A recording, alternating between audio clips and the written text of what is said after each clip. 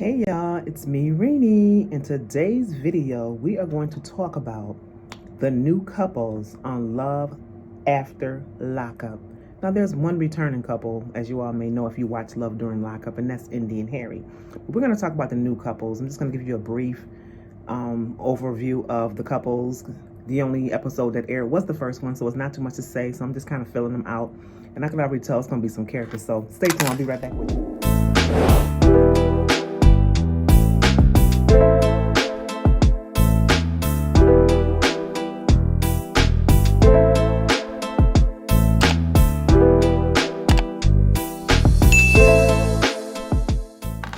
Hey y'all, so the first couple we're going to recap real brief is Indy and Harry. As y'all know from Love During Lockup, Indy and Harry were together. Indy moved to Ohio to be with him, thought he was going to be released. He was released, went to a halfway house, decided that since he's in a halfway house and he only have limited visitations and things like that, really no visitations, he only can go to work, decided that the best thing for her to do was to go back home. Went back home, and in that time found out that Harry was cheating on her, basically through text messaging other women, getting pictures of other women and stuff like that. So she confronted him about it, and he said it was done, it was over, he's not doing it anymore, and pretty much denied some of it.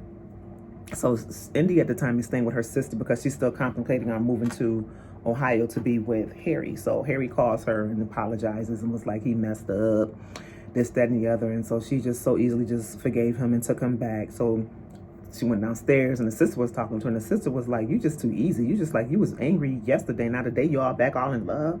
Like, who does that?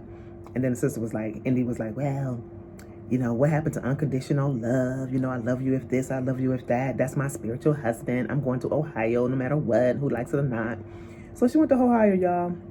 She had a semi-plan this time. This time she's staying with Harry's sister, who don't really like her anyway.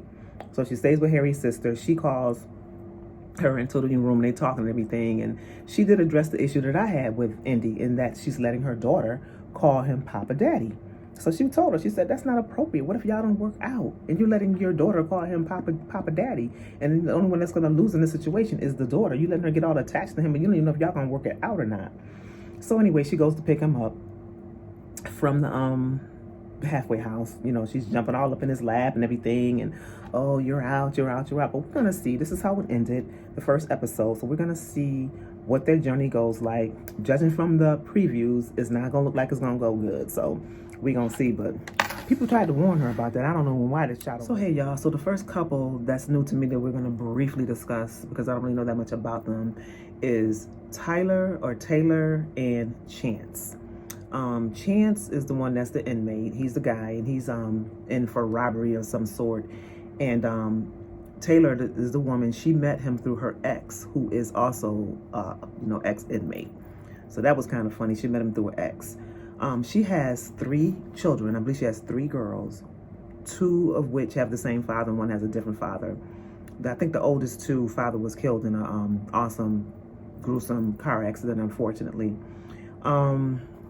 So she goes to visit him. She spent in the past year about 32 hours, she said, with him in jail. You know, she had a little visits with him. And what's alarming about him is he is very obsessive with her. Like, he's displaying behaviors now that she needs to be alarmed about, like very controlling. If she don't answer her phone, he got an issue. You know, she needs to just be available every time he called. Like, he's questioning her every move, where she at, what's she doing. And it's just kind of like something that she needs to be on guard about. It needs to be something that she needs to feel alert about, because if he's displaying those behaviors now, what's going to happen when he get out? So he's getting out within, I think she said, a few weeks, and we're just going to see how that goes. But what strikes me about this one, like I said, is that his obsessive behavior, and she even notices it too. She says she like bad boys and all of this, but he's kind of controlling, so she better really watch out. Oh yeah, another thing I wanted to say about Tyler is that she is a twin like me. She has a twin sister, but the interesting thing about the twin sister was also incarcerated, so she know the game, and she's not feeling Chance like that.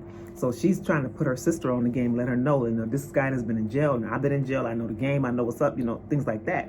So she said she's gonna just check him out when he get out. She's just gonna be watching him, and she's gonna keep her sister abreast of the things that she see. But the sister all sprung, so we're gonna see how that works. So we go on to the next couple, which is Lacey and Antoine, guys. Lacey and Antoine. So Antoine is 27 years old. Yep, he only 27 years old, and he's dealing with an older woman. This lady, Lacey, was married, guys, for 20 years to her husband, and she felt that her and her husband grew apart, okay, throughout the course of the marriage. So she was introduced to Antoine through Antoine's mother, actually. Antoine's mother and her are very good friends, and so she just said, "Hey, did you meet my son?" Da da da da. And ever since the mom introduced them, they have been glued at the hips together. He's set to get out in a couple weeks, and she's saying that he's going to stay with her. Now, what Lacey is noticing is she's noticing that her friend, which is her man's mom, is acting kind of distant with her now and like acting funny, and she feeling like the friendship is being compromised.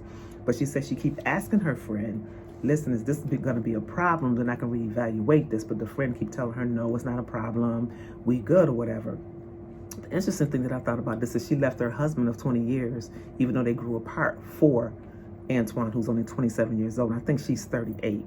So this is going to be interesting to see. She already know that Antoine is a mama's boy and that Antoine's mother is her good friend. So I don't even know how that's going to work. You know it's going to be some, excuse me, you know it's going to be some issues with that situation, y'all. How is that going to work? Your good friend, you're dating her son who's 27? Come on, guys. Next, we're going to talk about Kevin and Tiffany. And this one really got me kind of confused. I had to like rewind and keep watching.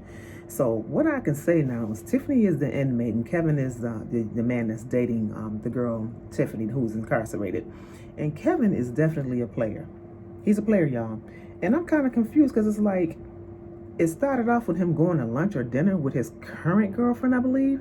His current girlfriend, and he was telling her about the inmate that he's dating named Tiffany.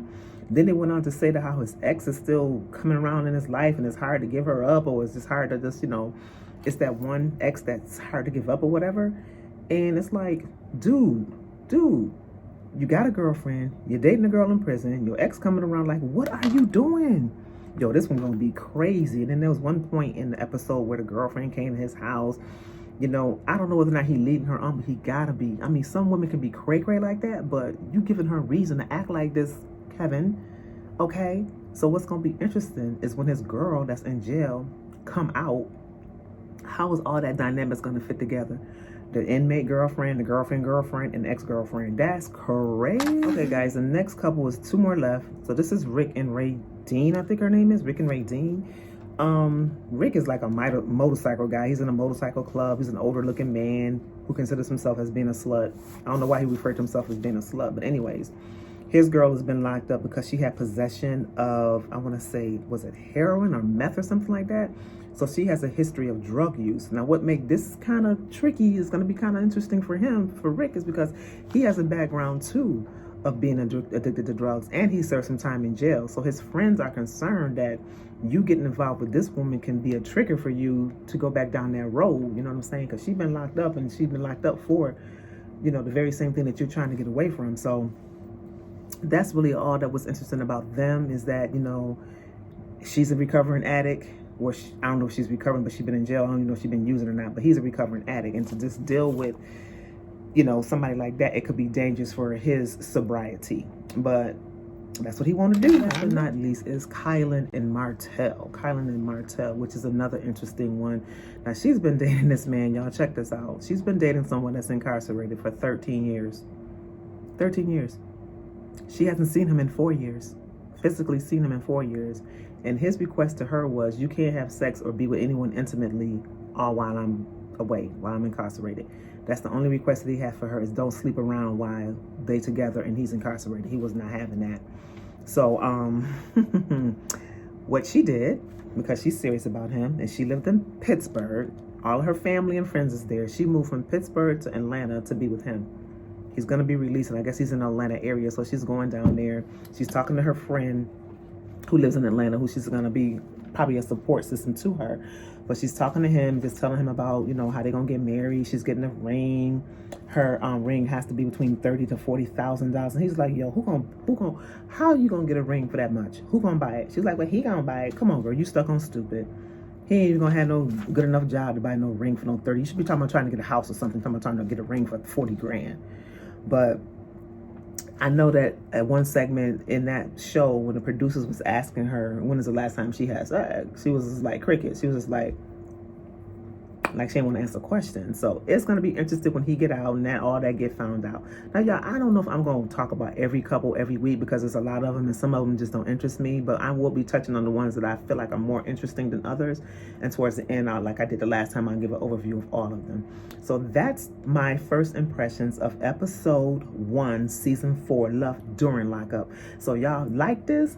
Please subscribe to my channel. And I will be right back with y'all at the next video. Bye.